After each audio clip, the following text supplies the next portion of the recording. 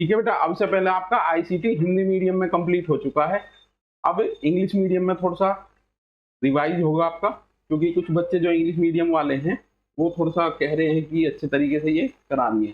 अब मैंने जब आपको बताया था आईसीटी इंफॉर्मेशन कम्युनिकेशन टेक्नोलॉजी को यहाँ मुझे इंट्रोड्यूस करना है, ठीक है, क्योंकि यहाँ से क्वेश्चन किस प्रकार के बनते हैं। आई का मतलब क्या है बेटा, यहाँ पे इंफॉर्मेशन। इंफॉर्मेशन कब बनती है हमारी, जब हमारा डेटा सिस्टमेटिक हो जाता है। काफी क्वेश्चन इससे आपके बनते हैं, और कहाँ कहाँ से बनते हैं, आईसीटी प्लस रिसर्च से भी बनते हैं। रिसर्च वाली यूनिट से डेटा वर्ड आपका पूछा जाता है। डेटा क्या है आपका, अनसिस्टमेटिक इंफॉर्मेशन है आपकी। ये सूचना कब बनती है हमारे लिए, जब आंकड़े क्या हो जाते हैं, सिस्टमेटिक हो जाते हैं। तो ये आपकी सूचना है।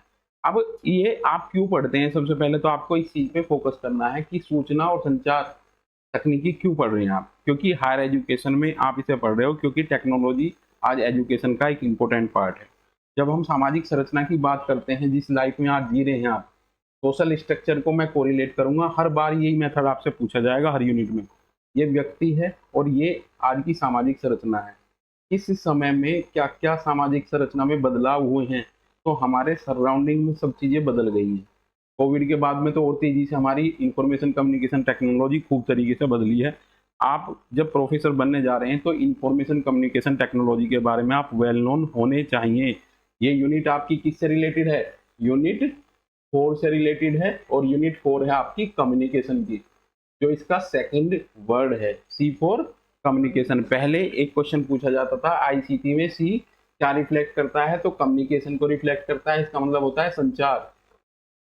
आईसीटी की हेल्प से हम बेटर कम्युनिकेशन कंडक्ट कर रहे हैं। टीचिंग में इस टाइप से आपसे क्वेश्चन पूछा जाता है कि जितना इंफॉर्मेशन कम्युनिकेशन टेक्नोलॉजी आपकी क्लास में होगा, उतनी ही आपकी क्लास इंटरेस्टिंग होगी। तो इस यूनिट के माध्यम से आप अपडेट हो रहे हैं सोसाइटी में इंफॉर्मेशन कम्युनिकेशन टेक्नोलॉजी के पॉइंट ऑफ व्यू से, और आप टेक्नोलॉजिकली अवेयर हो रहे हो। ठीक है, कंप्यूटर का यूज आज हमारी लाइफ में कैसा हो गया है, डिजिटल मार्केटिंग कैसी हो गई है, ऑनलाइन आपकी शॉपिंग होने लगी है। तो आपका जो सोशल वर्ल्ड है वो पूरा चेंज हो गया है। जहां हम भौतिक थे, जहां हम भौतिक रूप से एक दूसरे के सामने रहते थे, आज हमने क्या कर दिया, वर्चुअल आ गए। तो यहाँ पे कुछ ऐसी टर्मोलॉजी आपकी आएंगी जो आपके लिए नई है। वर्चुअल है, डिजिटल डिवाइड है, डिजिटल लिटरेसी है, कंप्यूटर लिटरेसी है। तो ये सब वर्ड आपको इसमें कराए जाएंगे, और आपको जो क्लास में आप जाओगे, इतने टेक्निकली एक्सपर्ट आप होने चाहिए कि इस चीज को आप खुद हैंडल कर लें। तो इंफॉर्मेशन कम्युनिकेशन और टेक्नोलॉजी। टेक्नोलॉजी क्या होती है, कैसे एक्सप्लेन करोगे? कौन सी मूवी का नाम बताया था मैंने आपको, 3 इडियट। उसमें एक अच्छे से बताते थे कम्युनिकेशन टेक्नोलॉजी क्या है, which make easier to our work. Technology हमारे कार्य को आसान बनाती है। तो प्रौद्योगिकी का ध्यान रखना बेटा। कुछ बच्चे सोचते हैं कि टेक्नोलॉजी हमारी अभी डेवलप हुई है, बट अगर प्रिमिटिव सोसाइटी से आप देखोगे तो प्रिमिटिव सोसाइटी से ह्यूमन जिन इंस्ट्रूमेंट का यूज करते हुए आया है, वो सभी पार्ट आपका टेक्नोलॉजी का पार्ट है। ठीक है, तो इंफॉर्मेशन कम्युनिकेशन टेक्नोलॉजी में कंप्यूटर पढ़ने के साथ साथ वो सभी टेक्निकल पार्ट पढ़ोगे जो हमारा इंफॉर्मेशन कम्युनिकेशन को फ्लो करने में हमारे काम में आता है। इसमें कंप्यूटर एक मेन पार्ट है। कंप्यूटर की आपकी जो पार्ट्स हैं, जो इंटरनल पार्ट हैं, उन सबको आप यहाँ पे पढ़ने वाले हो। तो यूनिट 4 इससे क्लोजली रिलेटेड है, क्योंकि वो कम्युनिकेशन की यूनिट है। ठीक है, कम्युनिकेशन में सिर्फ हम अपने आइडियाज, एटीट्यूड और विचारों का शेयरिंग कर रहे हैं। और यहाँ हम मीन्स, 2 वर्ड देखना बेटा, एक है आपका मीन्स, पता है ये क्या है, और एक है एंड। पता है किसी बच्चे को? नहीं पता? तो मैं तुम्हारे से क्वेश्चन पूछता हूँ, बिल्कुल आप क्या हो जाते हो, साइलेंट। संचार हमारा एंड है और ये मीन्स है। जिस चीज को प्राप्त करने के लिए, मान लिया हम अच्छा बेटर कम्युनिकेशन कंडक्ट करने के लिए, ये सी कम्युनिकेशन ही तो कंडक्ट कर रही है। टेक्नोलॉजी क्या कर रही है, हमारे कम्युनिकेशन को बेटरमेंट कर रही है। इसमें हम किन साधनों का यूज करेंगे ये तो हम पढ़ेंगे आईसीटी में, बट इसको हम पढ़ेंगे यूनिट 4 में, जो हमारा कम्युनिकेशन है। तो संचार हमारा लक्ष्य है, और जो ये हम सब चीजें यूज कर रहे हैं, ये बेटरमेंट के लिए कर रहे हैं, किसके, कम्युनिकेशन के लिए, और ये हमारे साधन है। तो मीन्स होते हैं साधन, और एंड होता है लक्ष्य आपका। ठीक है। तो यूनिट 4 में आपको इसे पढ़ना है। जब आप स्टार्टिंग करोगे वहां से, तो वहां पे कम्युनिकेशन से आज से क्या है, मानवीय तथ्यों का क्या है, स्थानांतरण है, नॉलेज का ट्रांसफर है। यहाँ पे हम कहते हैं कि यहाँ पे क्या है, ये सिर्फ आपका टेक्नोलॉजी का पार्ट यहाँ पे स्टडी करने वाले हो। तो ये आईसीटी का आपका इंट्रोडक्शन है। ठीक है, स्टार्टिंग करते हैं कंप्यूटर से। कंप्यूटर सिस्टम, मैंने एक आपको ट्रिक बताई थी, जब आप पूरी यूनिट को आप पढ़ोगे तो ह्यूमन और कंप्यूटर बोथ आर इक्वल। बस एक ही कमी है, इसकी इमोशंस है, इसकी इमोशंस नहीं है। ठीक है, ये किससे चलता है, ये इंस्ट्रक्शन के द्वारा चलता है। और यहाँ पे ये, ठीक है, आप देखोगे माइंड की भी बात आएगी, इनपुट डिवाइस आउटपुट डिवाइस की बात आएगी, जनरेशन की बात आएगी, वो सभी हमारी ह्यूमन से कोरिलेट करके देखोगे तो बेटर तरीके से आप इसे आप समझ पाओगे। कंप्यूटर सिस्टम क्या है, according to operational principle of computer there are categorize as a analog, digital और हाइब्रिड कंप्यूटर। मैंने आपको हिंदी में सिग्नल बताए थे। ठीक है, सिग्नल का मतलब क्या है, जब आप देखोगे प्रिमिटिव सोसाइटी की हमने बात की तो सिग्नल ऐसे जो हम करते थे, अब भी रूरल एरियाज में देखोगे बहुत सा कम्युनिकेशन हमारा सिग्नल से ही होता है। जैसे आप देखोगे आपस में आप भी करते हो, कम्युनिकेशन में भी यही क्वेश्चन आपका आएगा कि जो कम्युनिकेशन है मेनली कंडक्ट क्या होता है, कि हाव भाव गेस्चर पोस्चर से होता है। वर्ड केवल 7% रोल प्ले करते हैं, शब्दों का महत्व कम्युनिकेशन में सिर्फ 7% है। हमारे हाव भाव गेस्चर पोस्चर पैरा लैंग्वेज ये सबसे ज़्यादा इंपॉर्टेंट रोल प्ले करती है। तो ये जो सिग्नल है ये तो हम करते हैं, बट कंप्यूटर सिग्नल को किस तरीके से यूज करता है, जो आपके मोबाइल में सिग्नल आ रहे हैं उन सिग्नल की हम बात करेंगे, कंप्यूटर के सिग्नल की बात करेंगे। इसके आधार पर आपके एनालॉग कंप्यूटर हैं। एनालॉग सिग्नल मैंने आपको बताए थे, ये डिजिटल क्या है, धारा के सतत मान होते हैं, यहाँ पे हमने बताया था। It use continuous variable for mathematical operation. ठीक है, mathematical operation and utilize mechanical and electrical energy, analog computer. ठीक है, अब डिजिटल कंप्यूटर क्या करते हैं, ये डिजिटल सर्किट और क्या है, ये designed to operate on two state, दो अवस्थाओं के लिए हैं ये, और 0 और 1। क्या बताए थे वो मैंने आपको, 0 का मतलब है ऑफ और 1 का मतलब है ऑन। और यहाँ पे आपको बाइनरी बताया था मैंने, और बाइनरी आपका अच्छे से हो गया है, लिख लो इसे। क्या पूछा था मैंने आंसर आपका, 10 का बाइनरी। और यहाँ पे मैंने आपको एक चीज बताई, जो भी क्लास आप यहाँ अच्छे तरीके से कर रहे हो, इन कहाँ कहाँ आपके यूटिलाइज होंगी। एक तो दैनिक जीवन में होने वाली है, डेली लाइफ में, उसका कोई चार्ज नहीं है, वो आपको फ्री ऑफ कॉस्ट यहाँ मिल रहा, आप दैनिक व्यवहारिक जीवन में आप अपडेट हो रहे हैं। दूसरा, आप अच्छे नंबर स्कोर करते हैं जेआरएफ की परीक्षा में जाकर के। तीसरा, हायर एजुकेशन में जब आप असिस्टेंट प्रोफेसर बनने जाओगे तब आपको ये क्वेश्चन वहीं मिलेंगे, इसलिए आपको ये बहुत अच्छे तरीके से यहीं रट लेंगे। मैंने अभी आपको बताया 10 की बाइनरी, ये आपका अभी असिस्टेंट प्रोफेसर की परीक्षा में 10 की बाइनरी आपसे पूछी गई है। एक दूसरा क्वेश्चन और पूछा है आपसे, क्या 1 GB इजिकल टू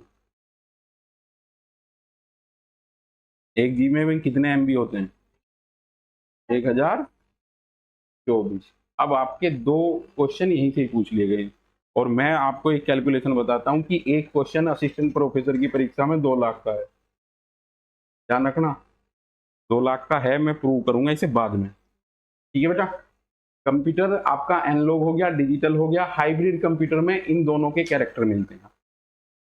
कर लोगे इसे, 3 टाइप के कंप्यूटर आपके बता दिए हैं, एनालॉग कंप्यूटर, डिजिटल कंप्यूटर और हाइब्रिड कंप्यूटर। यहाँ से आपकी बाइनरी पद्धति का क्वेश्चन उठा करके लाओगे, और बहुत से क्वेश्चन प्रीवियस ईयर में आपको मिलेंगे, 50, 23, 30, किसी भी नंबर को आप ले लेना, उसकी बाइनरी आपको निकालनी है। बाइनरी की अलग से क्लास आपकी कंडक्ट सर ने करा दी है। बाइनरी आपको 2 तरीके से निकालना बता दिया है, इजी स्टेप हैं दोनों। एक तो मैंने ही बताया था आपको, दो से जो भाग करना है। ठीक है बेटा, इसमें कोई क्वेश्चन है, मटेरियल सबके पास है, नोट्स सबके पास है, इसे इजीली एक एक वर्ड को आप कर लोगे अच्छे से तैयार। कहीं कोई डाउट है तो उसे मार्क कर लेना, अलग से क्लास में सोल्व करा दूंगा। सेकेंड यूनिट का बेटा पीडी दी है यहाँ पे, जनरेशन ऑफ कंप्यूटर। ठीक है, इनका अभाव था हिंदी वाली क्लास में, इसलिए इंग्लिश वाली क्लास में अच्छे तरीके से आपको करनी है। क्वेश्चन किस तरीके से बनेंगे ये मैं आपको बता रहा हूँ। जनरेशन का मतलब क्या होता है, पीढ़ी, हमारी भी पीढ़ी होती है। अक्सर ये माना जाता है कि ह्यूमन की जो पीढ़ी की जो गैप है वो 20 साल का माना जाता है। यहाँ हम क्या कह रहे हैं, there are basically 5 generation of computer. Basically का मतलब ये है कि ये हमारा डेटा आज का नहीं है, हो सकता है नई जनरेशन आ गई हो। जैसे आपका हायर एजुकेशन में एक क्वेश्चन आया कि नंबर ऑफ सेंट्रल यूनिवर्सिटी कितनी है, पहले अभी हमारी लेटेस्ट में 53 थी, तो आप देखोगे बढ़ भी सकती है वो। तो डेटा को लेकर के जहाँ अधिकांशतः मुख्यतः और बेसिकली आ जाता है तो वहाँ पे एग्जैक्टली नहीं होता है। और मैंने आपको बताया अपने एंड से आपको क्या करना है नेट जेआरएफ की परीक्षा में, कि उसे बिल्कुल करंट का देख करके आपको सॉल्यूशन करना है, ये आपकी जिम्मेदारी है, क्योंकि आप असिस्टेंट प्रोफेसर बनने जा रहे हैं। अब अपने माइंड में ये छोड़ दो कि हम एमए के स्टूडेंट हैं, ठीक है, या पीजी के स्टूडेंट हैं, आप ये सोच के चलो हम असिस्टेंट प्रोफेसर हैं। अप्रेंटिस चल रहा है आपका, प्रशिक्षण काल चल रहा है ये, जिसमें कि आप प्रोफेसर बनने जा रहे हो। फर्स्ट जनरेशन में क्वेश्चन सबसे ज्यादा इंपॉर्टेंट है आपका वैक्यूम ट्यूब को लेकर के। पिछली वाली जो परीक्षा असिस्टेंट प्रोफेसर की हुई थी, यही क्वेश्चन उन्होंने उठाया था, प्रथम पीढ़ी के कंप्यूटर में क्या चीज यूज होती थी, वैक्यूम ट्यूब यूज होती थी। अब इसकी मेरिट और डिमेरिट भी देखोगे आप। टाइम है इसका 1940 से 56। The first computer system use vacuum tube for circuit and magnetic drum for memory. ये क्वेश्चन सेकंड पार्ट है। दूसरा, मैग्नेटिक ड्रम आपकी मेमोरी के लिए यूज होती थी और वैक्यूम ट्यूब, ठीक है, कोई दिक्कत। And were often enormous taking up entire room, यानी कि इनका बिग साइज होता था, इलेक्ट्रिसिटी कंज्यूम ज्यादा करते थे, ठीक है। मैंने आपको प्रोजेक्टर ओएचपी की भी बात की है। जैसे जैसे हमारी लेटेस्ट टेक्नोलॉजी आती गई तो 5 स्टार हमारे मार्क मिलते गए, यानी कि इलेक्ट्रिसिटी कंजप्शन में हमारी नई टेक्नोलॉजी बहुत इंपॉर्टेंट रोल प्ले करती है, कम एनर्जी कंज्यूम करती है। आज आपके घरों में एसी लगे हुए हैं, वो इन्वर्टर से चल रहे हैं। पहले इन्वर्टर को तो ऐसे ही देखोगे ना, 1 मिनट भी नहीं वो झेल सकते थे। तो नई नई टेक्नोलॉजी जो आती गई वो इलेक्ट्रिसिटी कंजप्शन भी हमारा कम होता चला गया। ये प्रथम पीढ़ी से आपके कई क्वेश्चन बनते हैं वैक्यूम ट्यूब को लेकर के, इसकी ड्यूरेशन को लेकर के, और आपका यहाँ से मैग्नेटिक ड्रम किसके लिए, मेमोरी के लिए। ये आपके 3-4 क्वेश्चन पहली जनरेशन से ही बन रहे हैं। टाइम इसका 40 से 56 तक है, 1940 से 1956। अब सेकेंड जनरेशन पे आ जाओ। ये आपका ट्रांजिस्टर ने शिफ्ट किया किसको, वैक्यूम ट्यूब को रिप्लेस किया है। और ध्यान रखना, रिप्लेसमेंट पे मैंने आपको बहुत सी चीजें बताई थी, हम भी रिप्लेस हो जाएंगे, आप भी रिप्लेस हो जाओगे, ये टेक्नोलॉजी भी रिप्लेस हो जाएगी। Nothing permanent in this world, मैंने आपको बताया था 2 बहुत इंपॉर्टेंट और क्या बताए थे, बड़े स्टूपिड स्टेटमेंट बताए थे। लड़के के लिए लड़की देखने जाना, ठीक है, और दूसरा क्या बताया था, जॉब का परमानेंट मिलना। और यहाँ पे हम कहते हैं कि इस दुनिया में कुछ भी चीज परमानेंट नहीं है। हम कहते हैं कि परमानेंट जॉब मिल गई, हम ही परमानेंट नहीं है तो जॉब कहाँ से परमानेंट होगी। तो बेटा ये देखना, ये वैक्यूम ट्यूब किसके द्वारा रिप्लेसमेंट हुई, ट्रांजिस्टर द्वारा। और ट्रांजिस्टर किसके द्वारा, आईसी के द्वारा। इस तरीके से 5 पीढ़ी आपको इनकी पढ़नी है। टाइम है इसका 56 से 63। The vacuum tube were replaced by the transistor and the second generation computer. High level programming language were also being develop at this time. High level language होगी थी, यहाँ लो लेवल लैंग्वेज यूज हो रही थी, such as early version of COBOL and Fortran. ये आपकी high level language है। Second generation हो गया। थर्ड जनरेशन, इसलिए यहाँ अच्छे से बता रहा हूँ बेटा, हिंदी वाली में ये नहीं है आपके में, सिर्फ एक पीढ़ी का उल्लेख किया हमने और आगे बढ़ गए थे। थर्ड जनरेशन में आईसी यूज हो रही है, ड्यूरेशन आपका 64 से 71 है। The development of integrated circuit IC was the hallmark of the third generation, ठीक है। आईसी, ट्रांजिस्टर, वैक्यूम ट्यूब, इन तीनों को कोरिलेट कर लेना, यहाँ से आपको क्वेश्चन मिलेगा ही मिलेगा। ऐसा भी क्वेश्चन कर सकते हैं कि ये 5 जनरेशन के ये दे दें और आपसे कह दें कि इन्हें सही क्रम में लगाइए, ठीक है, जनरेशन वाइज लगाइए। तो यहाँ पे बेटा आप देखोगे transistor were replaced by the silicon chip called the semiconductor. Semiconductor क्या होता है बेटा, देखो हिंदी में 3 वर्ड हैं आपके,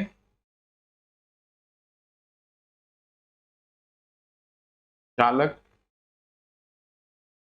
अर्धचालक, सेमीकंडक्टर अर्धचालक और कुचालक। इलेक्ट्रिसिटी का जो ट्रांजैक्शन होता है ना, प्रवाह होता है, उसके लिए कितना सपोर्ट करते हैं। तो चालक में तो बिल्कुल अच्छे तरीके से हमारा फ्लो होता है, अर्धचालक में थोड़ा कम होता है। तो ये सेमीकंडक्टर वर्ड इसलिए यूज किया है। ये आपका क्या है, स्टेप इफिशियंसी इन कंप्यूटर। जैसे जैसे हमारी जनरेशन बढ़ती गई है वैसे वैसे हमारी इफिशियंसी बढ़ती गई है, दक्षता बढ़ती गई है। चले जाओ आप। हाँ जी बच्चे, फोर्थ जनरेशन का कंप्यूटर आ गया आपका। क्या चीज आ गई, माइक्रो प्रोसेसर आ गया 1971 और प्रेजेंट दिया है यहाँ पे। इसके बाद हमने एआई के यूज का फिफ्थ जनरेशन का भी जिक्र किया है, तो प्रेजेंट को हटा देना यहाँ से। The micro processor fourth generation of the computer, 1000 of integrated circuit were built into a single silicon chip. ठीक है ना। आप देखोगे कि जैसे जैसे डेवलपमेंट होता गया तो पुरानी टेक्नोलॉजी रिप्लेस होती गई और नई टेक्नोलॉजी ने हमारा स्थान उसका ले लिया है। अब आपकी फिफ्थ जनरेशन आ जाती है 5G। अभी आपके कोविड के दौरान इसका ट्रायल हुआ है। देखोगे कोविड, कोविड की फुल फॉर्म क्या है बेटा, कोविड-19। मल्टीपल क्वेश्चन आए हैं इसके पिछले कुछ पेपर में। क्या बताइए फुल फॉर्म, इसका मतलब क्या है, कहां से आए, चीन के किस शहर से,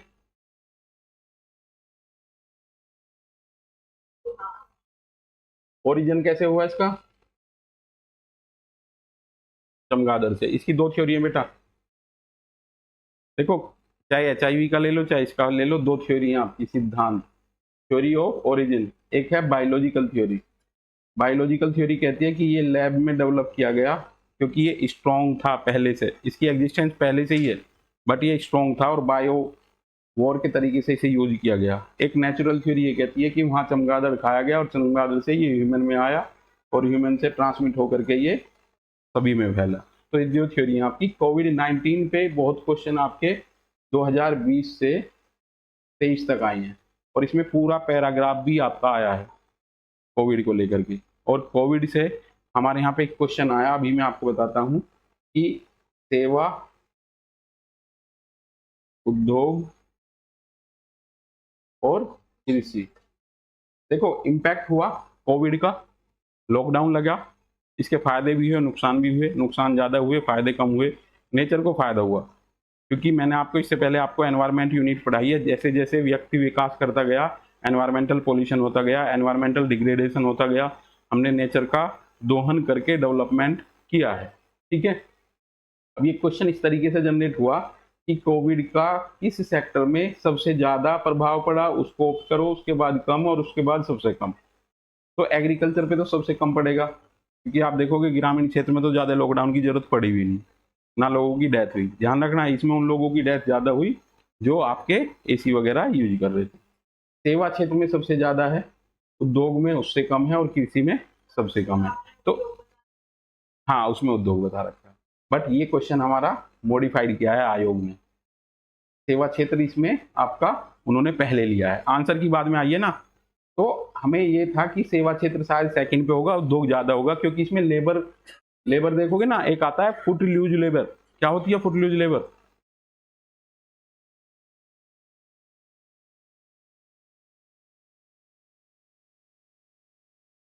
जो पैदल चलने वाली लेबर है, जिसे जहां इंडस्ट्री मिले जहां रोजगार मिले वहां चली जाती है।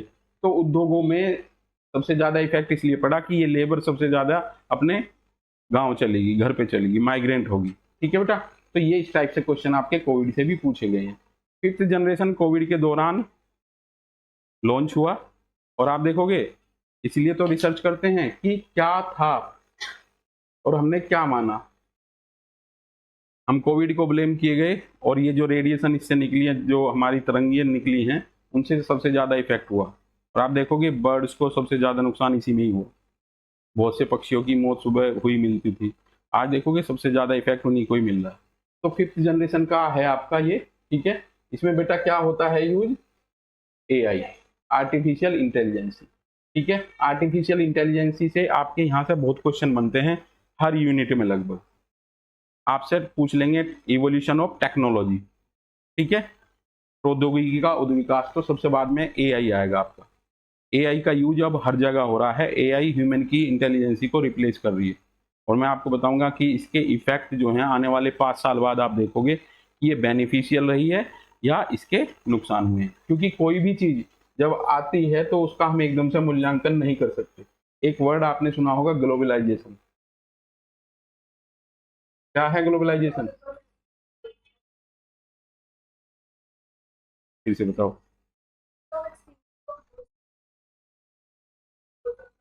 Cross culture trade, basically trade से कहेंगे बेटा, ठीक है ना।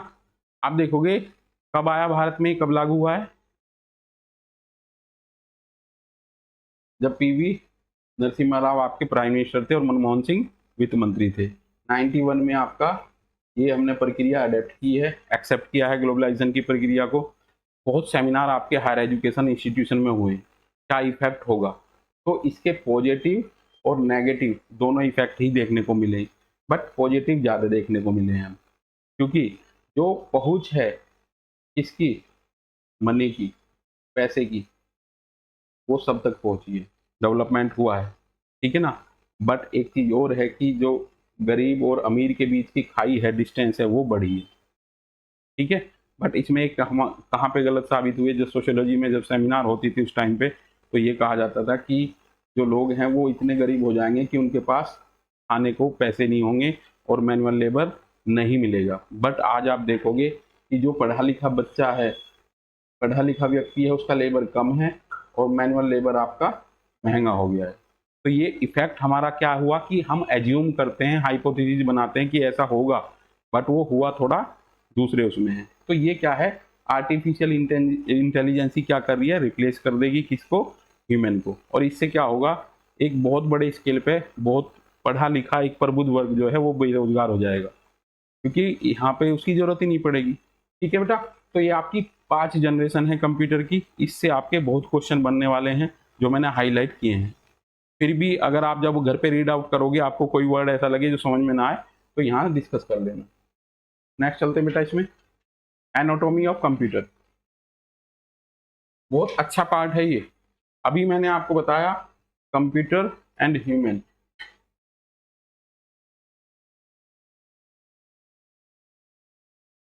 चले जाओ भाई, कंप्यूटर एंड ह्यूमन दोनों को कंपैरिजन करना हमें।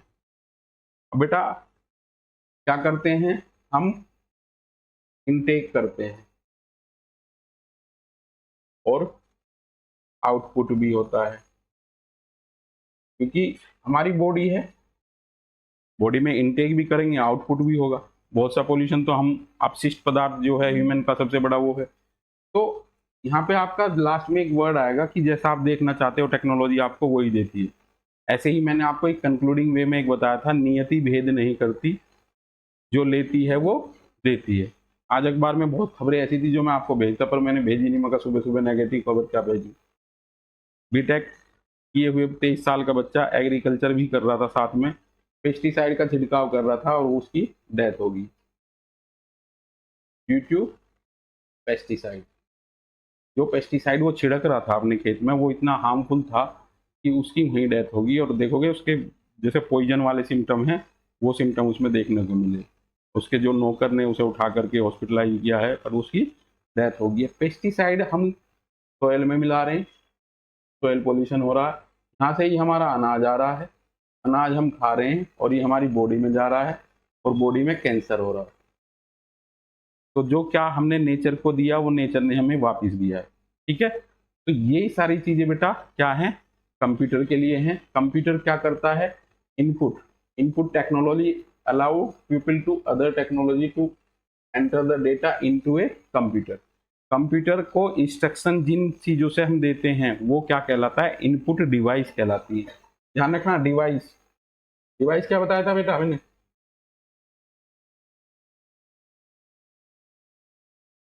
इनपुट,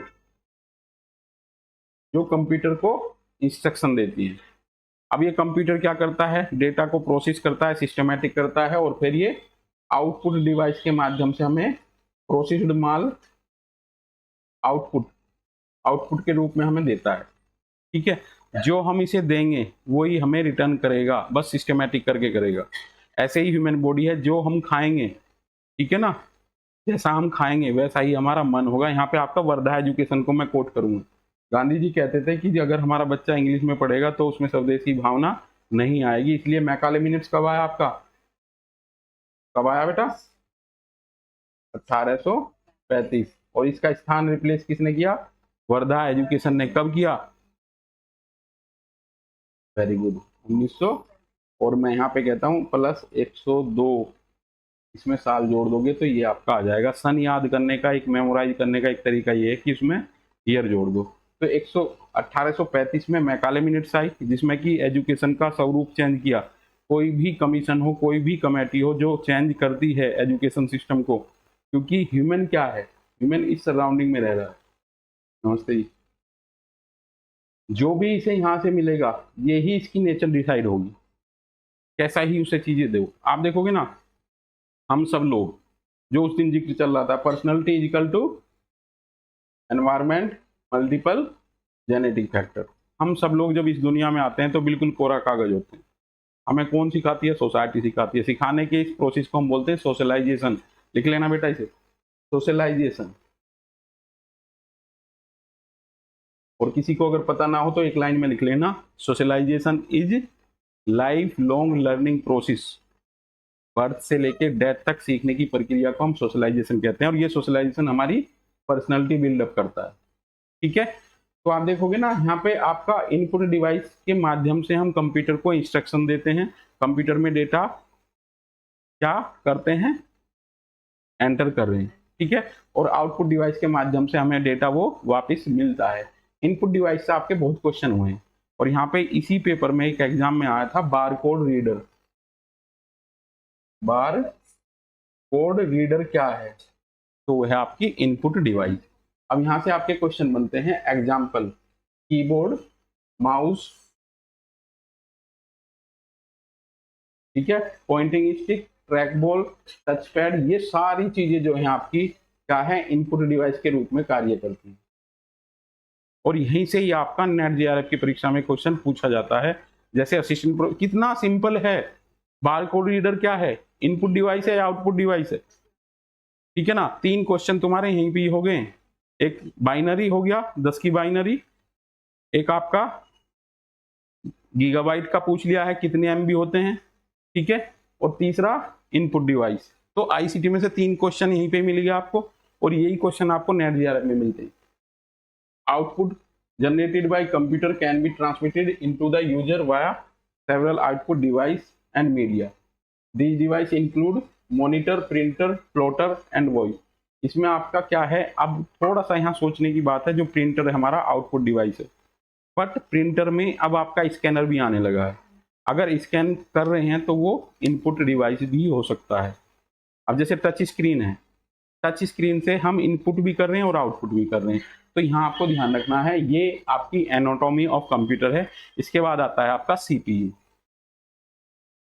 पढ़ाया हुआ है बेटा, थोड़ा स्पीड से इसलिए ले रहा हूं मैं, ठीक है ना। और अगर कुछ समझ में ना आए तो अलग से आप मुझे बता देना।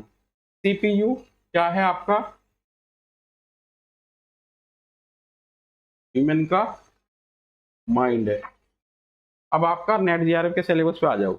नेट जेआरएफ का सिलेबस आपका 3 कैटेगरी में डिवाइड है। पहली teaching aptitude, research aptitude, communication और कॉम्प्रिहेंशन। 4 यूनिट है आपकी। ये किस बेस पे हैं, आपकी अंडरस्टैंडिंग पे, ठीक है। ये आपकी समझ पर आधारित है, यहाँ आपको समझना है, ठीक है। अब मैथमेटिकल, लॉजिकल और डीआई, ये कैसी हैं, अर्थमेटिकल है, ठीक है। और आपकी हायर एजुकेशन, आईसीटी और एनवायरमेंट, ये आपकी मेमोरी के बेस पे हैं। जैसे अभी मैंने अभी मैकाले मिनट्स और आपको वर्धा एजुकेशन बताया। तो ये आपका देखोगे ना कि इस माइंड में आपके तीनों चीजों की स्किल को जांच कर रही है एनटीए की, आपको कितना आता है। नेशनल टेस्टिंग एजेंसी इस सिलेबस के माध्यम से तीनों क्वालिटी को जज कर रही है वो, ठीक है। तो ऐसे ही आपका सीपीयू में 3 चीजें होती हैं, अर्थमेटिकल, लॉजिक, यूनिट। सीपीयू 3 चीजों से मिलकर के आपका बना हुआ है, एएलयू, सीयू और मेमोरी यूनिट। ये आपका सीपीयू है। 2005-6 में क्वेश्चन पूछा जाता था, इस चीज को कंप्यूटर का माइंड कहा जाता है, और वहां पे पार्ट्स के नाम दे दिए थे। या सीपीयू का फुल फॉर्म बताइए। Central process unit. प्रोसेसिंग पे ध्यान रखना बेटा। प्रोसेसिंग क्या है? एक प्रक्रिया है, ठीक है ना। प्रोसेसिंग कैसे चलता है उस चीज को लेकर के है, और ये कंप्यूटर का माइंड कहा जाता है। ऐसे ही ह्यूमन के माइंड से अगर कंपैरिजन करोगे तो मैंने बताया था पिछले, जो माइंड है ये, इसका जो पिछला पार्ट है, इसमें स्टोर होती हैं चीजें। और यहाँ पे जो आप देखोगे ना कि जो ओल्ड एज में प्रॉब्लम आती है मेमोरी लॉस वाली, यहाँ पे एचटीएमएल बता रहा है मैंने। क्या था HTML? Short term memory loss. कौन सी मूवी आई थी इसमें? गजनी। देखो तुम्हें मैंने बता रहा क्या उधर से कितनी जल्दी नाम आया है। गजनी मूवी आई थी आपकी शॉर्ट टर्म मेमोरी लॉस में। तो बैक पे अगर यहाँ चोट लगती है तो ये प्रॉब्लम आ जाती है। यहाँ पे हमारा सभी डेटा स्टोर होता है। अब आप बताओगे कि कंप्यूटर ज्यादा शार्प होता है या ह्यूमन माइंड? Human mind. अब आप, मैंने उस दिन आपको हिंदी की जब मैं ये बता रहा था फ्रेम, तो मैंने आपको 10% वाला फॉर्मूला बताया था। क्या क्या बताया था यहाँ पे? नोट कर लेना तेजी से जिस बच्चे ने नहीं किया। एक मैंने आपको बताया था लंगसम। जब योगा आता है, योगा करते हो आप, तो इसमें ज्यादातर मैक्सिमम यूटिलाइजेशन ऑफ, ठीक है। जब आप देखोगे एनर्जी की बात आती है, जब एनवायरमेंट की बात आती है, तो ये प्राइमरी प्रोडक्ट से सेकेंडरी प्रोडक्ट तक जाते हैं, तो 10% एनर्जी ही शेष बचती है। और यहाँ पे राजीव गांधी ने 1986 में एक स्टेटमेंट दिया था। क्या कहा था उसने? कि अगर सेंटर से 100 रुपया रिलीज होता है, तो ग्रास रूट तक पहुंचते पहुंचते वो 10 रुपया बचता है। और इसको क्या बोलोगे आप? भ्रष्टाचार। और आपसे एक क्वेश्चन पेपर में यही पूछा गया था कि क्या क्या फीचर होती हैं करप्शन की, और आपसे 5-6 लाइन दे करके उसमें नोट करा लिया था। कोई व्यक्ति अगर अपने पद के सापेक्ष कार्य नहीं करता, that is the part of corruption. Direct और इनडायरेक्ट कोई चीज लेता है, बार्गेनिंग करता है रोल प्ले के हिसाब से, दैट इज द करप्शन। अब इस करप्शन को कम करने के लिए एक इंस्ट्रूमेंट आपके हाथ में आया है। क्या है वो instrument? RTI. Very good. RTI, right to information, कब आया है? सूचना का अधिकार अधिनियम 2005। ये भी क्वेश्चन आपका पूछा गया है। इसके साथ साथ एक और लिख लेना, आरटीई। ठीक है, दोनों में कंफ्यूजन नहीं होना है। मैंने इसलिए यहां लिखवाया है, आरटीआई सूचना का अधिकार अधिनियम 2005 है, और आरटीई राइट टू एजुकेशन है, 2010 से ये लागू हुआ है। 1 अप्रैल 2010 से लागू हुआ। ठीक है बेटा। तो ये क्या है, अब यहाँ पे ऐसी ही चीजें हैं कि हम अपने माइंड का कम से कम हिस्सा यूज करते हैं।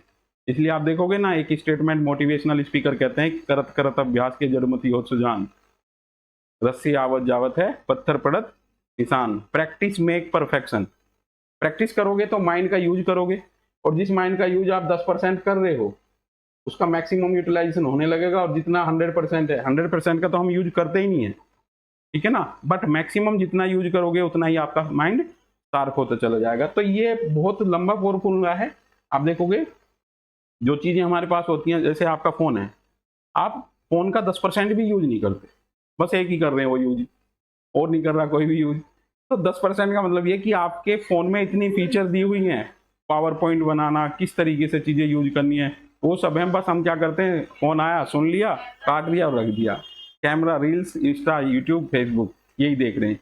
बाकी की कितनी फीचर हैं, तो हम ये कह सकते हैं कि 100% में से हम ओनली 10% ही यूज कर रहे हैं, और इसमें भी नेगेटिव वाला ज्यादा यूज कर रहे हैं। ठीक है ना। मैंने आपको एक चीज बताया था, इस दुनिया में थ्योरी, सिद्धांत क्या होते हैं? नियम। जब हम कहते हैं सिद्धांत, ये कहता है कि कोई भी चीज इस दुनिया में अच्छी और बुरी इस पे डिपेंड करता है, मात्रा पे, डोज पे डिपेंड करता है। और यहाँ मैंने पिछली क्लास में आपको कई उदाहरण दिए थे। मात्रा डिपेंड करेगी कि आप अपने कंप्यूटर का, अपने लैपटॉप का, अपने मोबाइल का किस तरीके से यूज कर रहे हैं। पॉजिटिव भी कर सकते हैं, नेगेटिव भी कर सकते हैं, ठीक है ना। हर एक चीज देखो, सिद्धांत क्या होते हैं बेटा, आपको थ्योरी पता नहीं है। जब रिसर्च बताऊंगा तब मैं थ्योरी बताऊंगा। थ्योरी बिल्डिंग के लिए ही रिसर्च कंडक्ट कराई जाती है। सिद्धांत, नियम, जैसे आप देखोगे ना फिजिक्स में क्या दिया है, एक्शन का रिएक्शन होगा, ठीक है।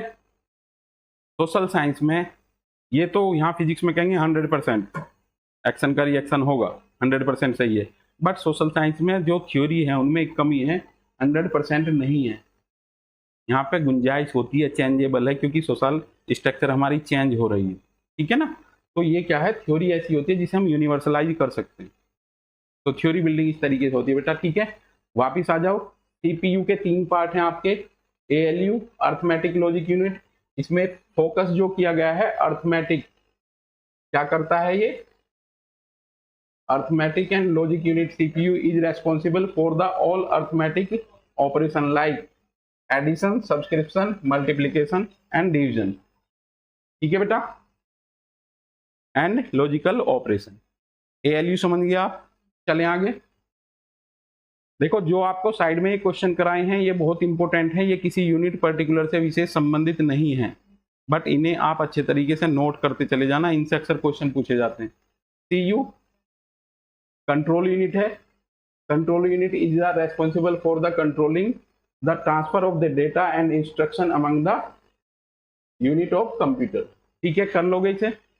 तीसरा है आपका register, register are the small high speed circuit, ठीक है, मेमोरी लोकेशन, कोई दिक्कत तो नहीं है। ये आपका सीपीयू से काफी क्वेश्चन पहले पूछे जाते थे, और सीपीयू ही पूरा दोनों चीजों के बीच हार्डवेयर, ऐसा कोई बच्चा है जो नहीं जानता है इन्हें, हार्डवेयर सॉफ्टवेयर क्या होते हैं जानते हैं सब, कोई दिक्कत तो नहीं है सबनम, हार्डवेयर क्या होते हैं, हार्ड कॉपी वगैरह होती है। देखो अब मैं आपको कंपैरिजन कर रहा हूँ, उदाहरण दे रहा हूँ, बहुत अच्छे तरीके से समझना। हार्डवेयर है ह्यूमन बॉडी, और सॉफ्टवेयर है थिंकिंग प्रोसेस, जिसको हम सोच भी बोल सकते हैं।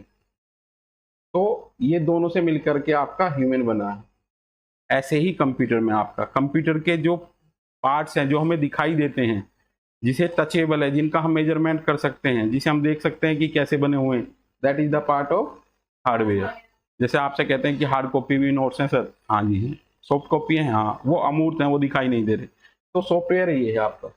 आप देखोगे किसी भी ह्यूमन का जो सॉफ्टवेयर है, जैसे कि आप देखोगे 1960 में बाबा का जन्म हुआ, या हो सके 50 में भी हुआ हो सकता है, अब वो तो नहीं मिल रहे, जो ब्रिटिश काल के पैदाइश है वो तो नहीं मिल रही।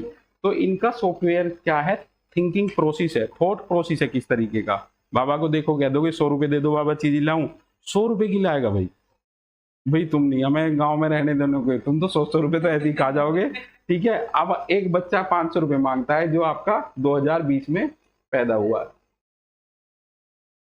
वो 500 रुपये ऐसे ही उड़ा के आ रहा। बट देखोगे ये ही थॉट प्रोसेस हमारा किससे होता है, सॉफ्टवेयर से। तो हमारे माइंड का भी सॉफ्टवेयर है, जैसे कंप्यूटर में सॉफ्टवेयर होते हैं।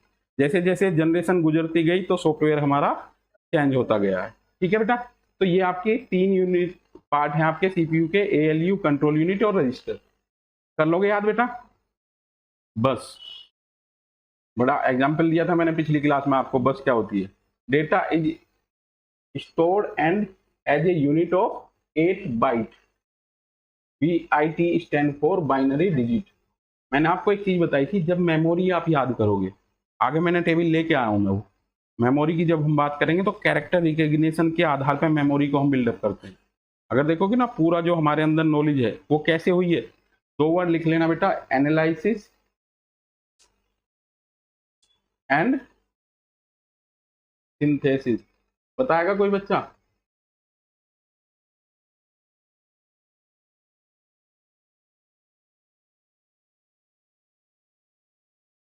एक और लिखोगे जो आपको टफ लगेगा, इंडक्टिव एंड डिडक्टिव। हालांकि कई बार मैंने बता चुका हूं इसे, नोट कर लेना बेटा, बाद में डिस्कस कर लेंगे इसे, सबको पता है, कोई दिक्कत तो नहीं है। एनालिसिस क्या होता है, अब जो हम प्रोसेस कर रहे हैं, ये एक एक वर्ड का एक्सप्लेनेशन कर रहे हैं, दैट इज द एनालिसिस। पूरी यूनिट से एक एक वर्ड को ले रहे हैं, प्रोसेस डिस्कस कर रहे हैं, एनालिसिस है। बट जब आप पूरी यूनिट पढ़ोगे और आप अपग्रेड हो जाओगे दैट इज द सिंथेसिस। जिस प्रकार से मधुमक्खी फूलों से थोड़ा थोड़ा शहद मिला करके अपने इकट्ठा करती है, शहद इकट्ठा करती है, तो दैट इज द सिंथेसिस।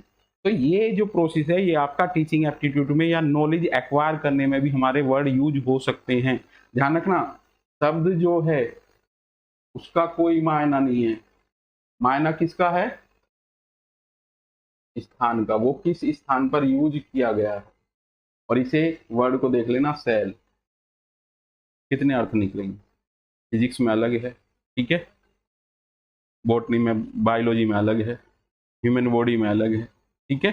तो देखोगे ना कि ये किस पे डिपेंड करेगा, ये कहाँ बैठा है। जैसे कि मोटिवेशनल स्पीकर ये कहते हैं कि आप कहाँ बैठे हो, ये आपकी एक स्थिति को शो करेगा, जैसी संगत वैसी रंगत। तो ये एक इंपॉर्टेंट बात है बेटा। जो सोशल रूल हैं वो आपके टेक्नोलॉजी में भी एज इट इज फॉलो होते हैं, यानी कि कंप्यूटर को आप ह्यूमन लाइफ से जोड़ सकते हो, अपने दिमाग से भी जोड़ सकते हो, ठीक है। डेटा क्या है? बस यहाँ data stored as a unit of 8 byte bit, यहाँ पे स्टैंड दिया है बाइनरी डिजिट, ठीक है, 0 और 1 in a register. Each bits is transferred from one register to another by means of separate wire. और इसमें वायर कितनी दी हैं? This group of 8 wire. Data transfer करने के लिए 8 वायर की यहाँ पे जरूरत पड़ती है, ठीक है। Which is use a common way of transfer data between the register is known as bus. अब बस की हम बात करेंगे। बस पहले यूज होती थी ह्यूमन को एक जगह से दूसरी जगह ले जाने के लिए, 60-70 सीट होती थी। और मैंने उस दिन आपसे कंपैरिजन किया था कि एक व्यक्ति अपनी गाड़ी से सफर कर रहा है और एक व्यक्ति बस से सफर कर रहा है। तो अगर इनकी मानसिक स्थिति का अध्ययन करें तो किसमें टेंशन की डिग्री ज्यादा होगी? तो जो अपनी गाड़ी से सफर कर रहा है, ठीक है ना। तो देखोगे ना सोसाइटी में ये चीजें क्या हुई हैं। मैंने यहाँ पे एग्जांपल दिया था, मैक्रो से हम माइक्रो की तरफ चले गए। बहुत से बच्चे ऐसे होंगे जो उनके याद ही नहीं है कि कब बैठे थे वो बस में, स्कूटी उठाई, अपना इंडिविजुअल हो गए ना। तो जितना हम इंडिविजुअल होते गए हैं तो इसके बाई प्रोडक्ट हमें मिलता गया है, जो एक टेंशन के रूप में मिल रहा, तनाव। बाई बर्थ हमें गिफ्टेड मिल जाता है। छोटा बच्चा जिसे कोई काम नहीं है उसे भी तनाव है, मैं टेंशन में हूँ जी। क्यों टेंशन में है भाई? क्योंकि आज क्या करूँ जी, ये टेंशन। तो टेंशन हमने हैबिचुअलाइजेशन ऑफ टेंशन हो गया, मतलब कि टेंशन लेने की आदत होगी। और ध्यान रखना ये मैं बता रहा हूँ, हम एज ए जोक इसे यूज कर रहे हैं, बट रियलिटी सोसाइटी में यही है, हर एक व्यक्ति टेंशन ले रहा है। और एक और नई बीमारी आई है, ओवर इमेजिनेशन, कल्पनाओं के जाल में है, ओवर थिंकिंग, ओवर इमेजिनेशन भी कल्पनाओं में खो रहे हैं, ठीक है ना। अरे उसने ऐसा क्या कह दिया, और ये अब की नहीं है बेटा, ये पहली है, बट अब नई जनरेशन ज्यादा है, ठीक है। बस समझ में आ गया बेटा? जैसे बस हमारी क्या करती है, ट्रांसपोर्ट का काम करती है सोसाइटी में, इसी तरीके से डेटा को ट्रांसपोर्ट करने का कार्य भी यहाँ बस ही कर रही है, ठीक है। बस उस बस में और इसमें अंतर है आपका। क्लॉक दिया हुआ है, clock is another important component of CPU which measure and allocates a fixed time slot for processing each and every micro operation, smallest functional operation. In a simple term, CPU is allocated one or more clock cycle to complete a micro operation. अब clock का जिक्र हुआ है यहाँ पे, यहाँ micro operation को conduct करने के लिए क्लॉक का जिक्र हुआ है, और क्लॉक हम वो टाइम देखने वाली भी है, वहां पे हम समय देख रहे हैं। तो इस तरीके से आपको ये चीजें कर लेनी है बेटा। चले आगे। कंप्यूटर लैंग्वेज, लैंग्वेज भी बहुत इंपॉर्टेंट है बेटा। अगर हम भाषा की बात करें, अभी मैंने आपको जो आईसीटी है वो हिंदी में कराई, अब इंग्लिश वाले बच्चों की रिक्वायरमेंट आई, सर इंग्लिश में भी करा दो। हालांकि मोस्ट ऑफ द पार्ट आपका हो गया है, पेपर जो टेस्ट पेपर आपका हुआ है उसमें अच्छा स्कोर भाई 40 में से आपके कितने आ रहे हैं? एक के 35 आए हैं, एक के 36 आए हैं, एक के 37 आए हैं। हम ये एवरेज लगा लेते हैं, ठीक है। नहीं, मुझे तो यही बताया गया, तो ये लगाओ आप, 35 आ रहे हैं 40 में से, तो अच्छे नंबर है। बट आपकी हिंदी मीडियम में हुई थी वो, इसलिए मैंने इंग्लिश मीडियम में क्यों करा रहा हूँ, क्योंकि भाषा के माध्यम से ही, भाषा ही एक इम्पोर्टेंट इंस्ट्रूमेंट है to understanding the better communication. जब कम्युनिकेशन को बेटरमेंट बनाती है भाषा, मान लिया आप इंग्लिश से बिलोंग कर रहे हो और मैं इंग्लिश में आपको पढ़ा रहा हूँ, तो ज़्यादा बेटर कम्युनिकेशन होगा। और अगर लैंग्वेज के भी यहाँ पर बैरियर आ गया तो वो इजीली अंडरस्टैंड नहीं होगा, कहीं ना कहीं कम्युनिकेशन गैप हो जाएगा। तो ये आपकी भाषा जो है, यहाँ कंप्यूटर लैंग्वेज का हम जिक्र कर रहे हैं, ह्यूमन लैंग्वेज की बात मैंने आपको बता दी। ठीक है, फर्स्ट जनरेशन में कौन सी लैंग्वेज है बेटा, इसको भी इस तरीके से बनाओगे आप जो मैंने आपको वहां पे जनरेशन बताई थी। फर्स्ट जनरेशन लैंग्वेज कौन सी है, low level language, that are the मशीनी language. Second generation language low level assembly language. इन्हें हाईलाइट करते जाना बेटा, टेबल भी बना सकते हो आप। और जो शुरू में जनरेशन दी थी हमने, यहाँ तो जनरेशन डाल लोगे, यहाँ पीरियड डाल लोगे, यहाँ मेमोरी डाल लोगे और यहाँ आप लैंग्वेज डाल लोगे। इस तरीके से बहुत सा पार्ट आपका यहाँ कवर हो जाएगा कंप्यूटर जनरेशन का। ठीक है, कर लोगे बेटा। थर्ड जनरेशन में क्या यूज हो रहा है, 3G। देखो यहाँ GL का मतलब है third generation language, high level language such as. ये क्वेश्चन आपसे यहाँ से बनते हैं कि हाई लेवल लैंग्वेज में कौन कौन सी है, C++, Java, JavaScript and visual basic. ठीक है बेटा, जैसे जैसे कंप्यूटर की जनरेशन बदलती गई उनकी भाषा भी बदलती गई। और भाषा क्यों बदली है, क्योंकि भाषा में ही इजीली कंप्यूटर काम करते हैं। फोर्थ जनरेशन लैंग्वेज 4GL दी है यहाँ पे, language that consist of the statement similar statement in the human language. Fourth generation language are commonly used database programming and script, example include Python, PHP और आपका SQL वगैरह। ये example हैं, इनको आपसे पूछ लेंगे, यहाँ से उठाएंगे और आपसे पूछ लेंगे ये कौन सी जनरेशन के कंप्यूटर में यूज होती है। 5G लैंग्वेज में क्या है, programming language that contain visual tool help to develop a program. Example दिए। फिफ्थ जनरेशन लैंग्वेज इंक्लूड, कर लोगे याद, इजी है, ज्यादा हार्ड नहीं है बेटा। चले आगे, कंप्यूटर मेमोरी। ठीक है, अब आती है मेमोरी की बात। मेमोरी तो समझ रहे हो आप, मैंने आपको एक एग्जांपल बताया था, हम स्टोर करते थे पहले क्या, घी। देखो कितनी बढ़िया बात है, घी कैसे करती थी दादी भाई, एक छोटा सा यही होते थे पहले। अब तो तुम्हारे यहाँ क्या है, वो अलग अलग से वो है। ठीक है, एक इससे बड़ा होता था, उसे यहाँ स्टोर किया, एक इससे बड़ा होता था। और ध्यान रखना, जब 2-4 किलो 5 किलो की घर में रह जाता तब रेड सिग्नल मिल जाता था, अब नहीं है वही सामान। ठीक है ना, अब खत्म हो गया। That is the management part किसका, पुराने लोगों का। अब तो यहाँ ये है कि जब बिल्कुल एंड ही हो जाएगा तब बताएंगे कि नहीं खत्म है, अब जाओ मार्केट से लेके आओ। तो ये माइक्रो और मैक्रो से भी चले जा सकते हो आप, मैक्रो और माइक्रो, इस तरीके से स्टडी करना हमें ये। हाँ देखो, हम मैनेजमेंट की बात कर रहे हैं ना, हम MBA करके आए हैं पर मैनेजमेंट में 0 है। ध्यान रखना, तुम देखोगे जो बस में मार्केटिंग करने वाला, जो ठेकड़े का सुरमा बेचने वाला आता था, जब हम छोटे बच्चे होते थे बस में सफर करते थे, तो तुम देखोगे ना वो एंट्री जैसे करता था, उसका कम्युनिकेशन इतना बेटर, वो इतना बैग भर के लेके आता था। और देखोगे ना, मेरे हिसाब से वो अनपढ़ पर्सन था, इतना अट्रैक्टिव एंट्री की उसने और अपना बात करनी शुरू।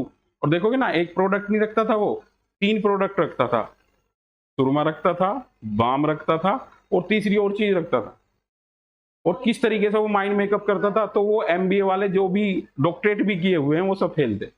अगर मैनेजमेंट की बात की जाए तो इन जो हमारी दादी है, इनके सामने जो ये पोते करके आ रहे हैं ना MBA, वो भी फेल, क्योंकि उनका मैनेजमेंट इतना स्किल थी। ये पूरा स्टोर है यहाँ पे, और यहाँ तक स्टोर खत्म होते ही उन्होंने कह दिया नहीं भैया अब नहीं है, ये स्टोर है, चाहे वो अचार की बात हो चाहे घी की बात हो। अब इसे कंपेरिजन करना आपको कंप्यूटर की मेमोरी को लेकर के। ठीक है, और मेमोरी पहली यहाँ पे दी है हमने क्या, बिट। ठीक है, इससे पहले कुछ बताया था आपने उस दिन, क्या बताया था, बिट से पहले निब्बल बताए थे। 4 निब्बल का 1 बिट होता है, ठीक है ना, और 8 बिट का 1 बाइट होता है। ठीक है, फिर बाइट के बाद किलोबाइट, फिर मेगाबाइट, फिर गीगाबाइट, और इसके बाद आगे पूरी टेबल है। टेराबाइट, एंटाबाइट, पेंटाबाइट, जेंटाबाइट आपके पूरे हैं और इसे आपको करना है अच्छे तरीके से। यहाँ से आपका क्वेश्चन बनता है। और जो अभी आपकी अप्रैल में एग्जाम हुआ है उसमें कैसा क्वेश्चन पूछा गया है, इसमें कंप्लीट है आपके पूरे, ठीक है ना। क्वेश्चन कौन सा आया है, ये वाला देखो। अगर आप मेहनत करते हो, कुछ बच्चे पूछते हैं जी मेहनत से ही निकलेगा, मैंने कहा हाँ मेहनत से निकलेगा, लगातार कंटिन्यूसली। देखो कभी कभी लाइफ में ना कुछ ऐसे इश्यू आते हैं कि वहां हम डिस्टर्ब हो जाते हैं।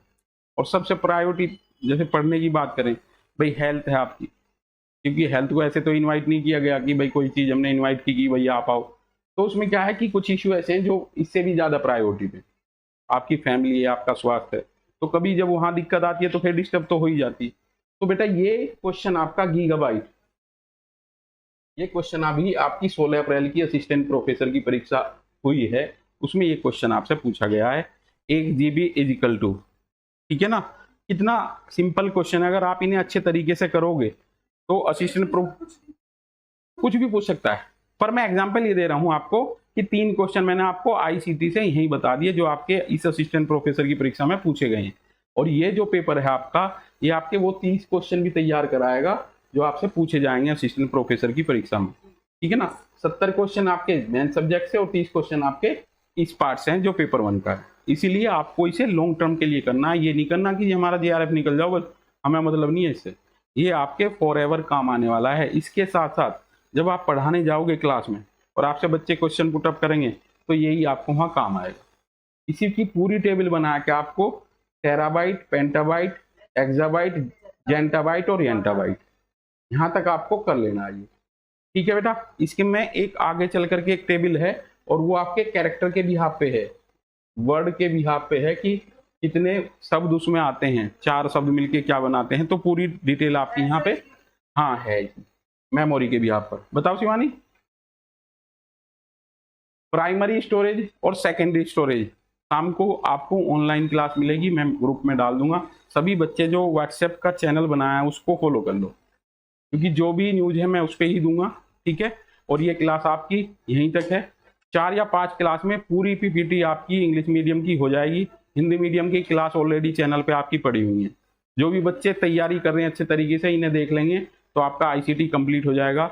जल्द ही आपकी एक टेस्ट सीरीज शुरू करूंगा शाम को एक पर्टिकुलर टाइम पे, हर एक यूनिट के 50 क्वेश्चन डेली कराया करूंगा। इससे तुम्हारा बहुत अच्छे तरीके से प्रिपरेशन हो जाएगी, ठीक है बेटा।